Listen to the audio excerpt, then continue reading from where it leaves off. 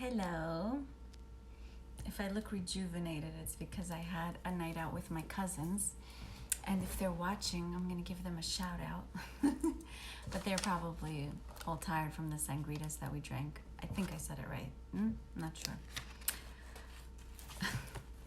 We're going to talk about the empowered wife. Hi, Marina.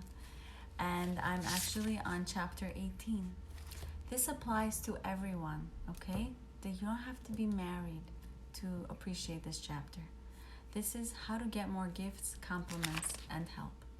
And the skill we're going to discuss right now, Ilana is on. Thank you, Ilana. Hi. Ilana and I spent some time tonight. Hey, everyone. Skill number 4, receive, receive, receive. We always say we want more from our spouse, but let's be honest. When we get it, how do we receive? And it's not just gifts. It's also, this feels a little bit awkward. Do I look okay? It's not just gifts. It's also compliments. It's also help. It's also everything, right? Like if you're a new mom, the number one thing I was told, best advice, be willing to receive help. Don't be like, I got this. I'm okay. Someone's willing to make you dinner. Accept, receive. Say thank you instead of, I'm sorry, I'm a burden. You know why? She says it right here. Chapter 18, page 161. How to get more gifts, compliments, and help. It's to make the giver feel appreciated that you're getting it. Because it's like, it's a two-way street. When they say you look beautiful in that dress, not the time, and I'm guilty, and you probably are too, to say, I actually got it in the thrift shop. It was like $2, you know? I'm sure you don't shop there, but nothing wrong if you do. I got a few things from there too, once or twice. She's saying over here, receiving graciously means that when someone else makes an effort to do or say something for your enjoyment or to ease your responsibilities, you accept it without dismissing, joking, or diverting attention. See, I just noticed this today when I was out with my cousins. Shout out to all my beautiful, hottest cousins. We have a group on Facebook, on WhatsApp. We call it Hottest Cousins because, let's face it, I named the group. I get to decide. She said to me, you look so good, you look so thin. And I can't just say thank you, it seems, because my response was, she looks great too. What's wrong with that? How about I just say thank you? It's almost like I'm uncomfortable getting that. It's weird. And she says, good receivers are more self-confident. Say things like, thank you, I appreciate that. Let the other person finish talking instead of interrupting to say, no, don't worry about it if they want to apologize. Let others apologize to you when they've done something inconsiderate or thoughtless, even if it's a small transgression. That has happened at work.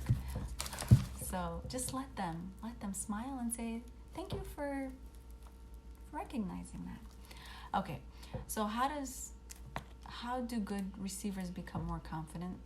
If you think about it, they make you more, being a good receiver, she writes, number 1, it makes you more attractive because you appear more feminine. Okay. When my husband's a good receiver, he appears more feminine too, it seems, according to this. I don't know. Being a good receiver gives you more intimacy and a better emotional connection. In a way, when you receive, you also give. Doesn't it feel good when you give someone a present and they genuinely are happy to get it? Yes.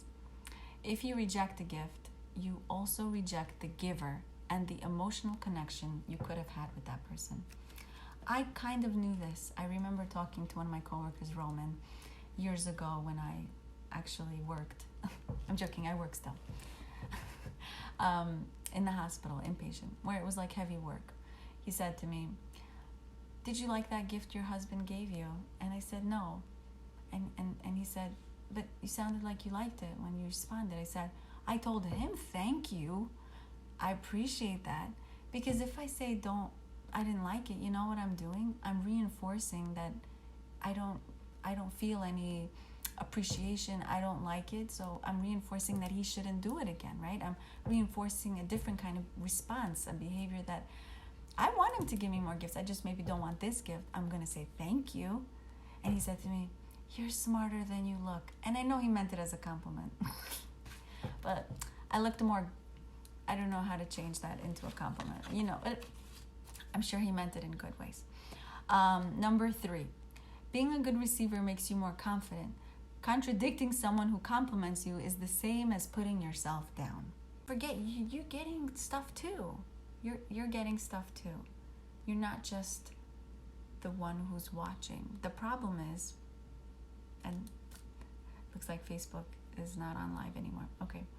The problem is when you keep looking at everyone else's stuff, they're getting rained upon, you forget what's happening right in front of you. That relationship that you're trying to work with your husband, with people around you. You're getting so much.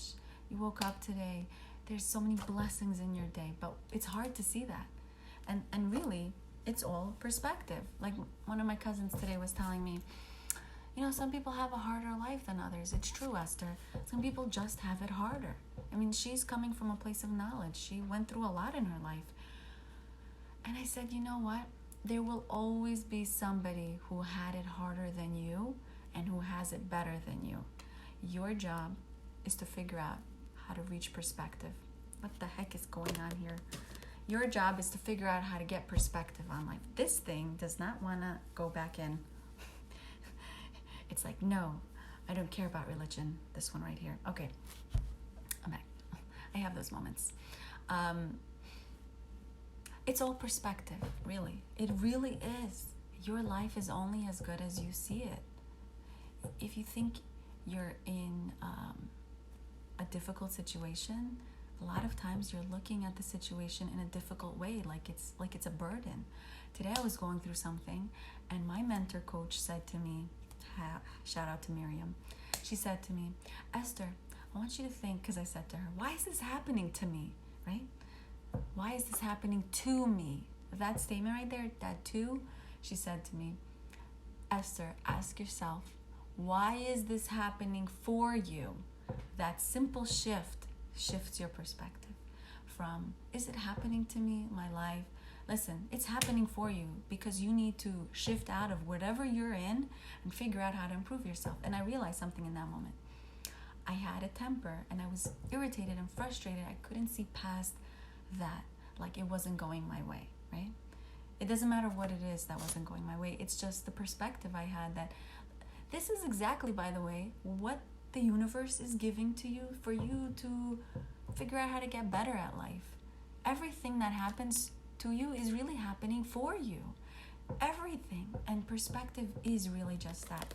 Realizing there's always somebody who's going to have it worse and always somebody who's going to have it better. You can compare yourself to the people who look like they're having a better life than you, but you can also compare yourself to things that are not so great. You know what? We always tell our kids, and I'm sure you've heard this as a child, eat your dinner. Someone in Africa is starving. Why? Because the moms, me included, trying to give this child perspective to appreciate the food because somebody out there doesn't have dinner. And my response was always, if I eat this dinner, will they be full? Like, how will this change anything? That was my perspective. But and I'm sure other children have thought this. But in any case, perspective, valuable and super powerful. Okay, let's see. Hold on. Do we have time for one more quick discussion? I think I'm going to leave this for next week. This is the 5th skill. There's only 6 skills here, guys. We're on number 5. By this point, your marriage should be thriving. And if it's not, that's okay, because this book is really just a book. We really have to apply what we read. But number 5, reveal your heart with vulnerability. And what made your man fall for you and still melts him every time. This is what we're going to talk about next week, about how to be vulnerable. But in the meantime, your homework for this week, be attuned to when people give you a compliment and then see how you respond. I would like you and myself to say thank you when they compliment how pretty you look. or how well you look with your eyebrows. Don't say, I did it myself this week. Maybe you're proud. I don't know. Maybe I'm talking to myself. But anyway, say thank you. Appreciate whatever it is that they're saying to you. And if your husband offers you help or your spouse offers you help in some way, also, it might not be the best help, but recognize where it is. I mean, maybe he didn't fix whatever it is that you asked him to fix, but maybe he did something else. Thank you for that. You just bringing it out. You're bringing it out. Okay. I bless you to have a beautiful week and to recognize the beauty in your life through your perspective. Have a beautiful night. Thank you. Bye.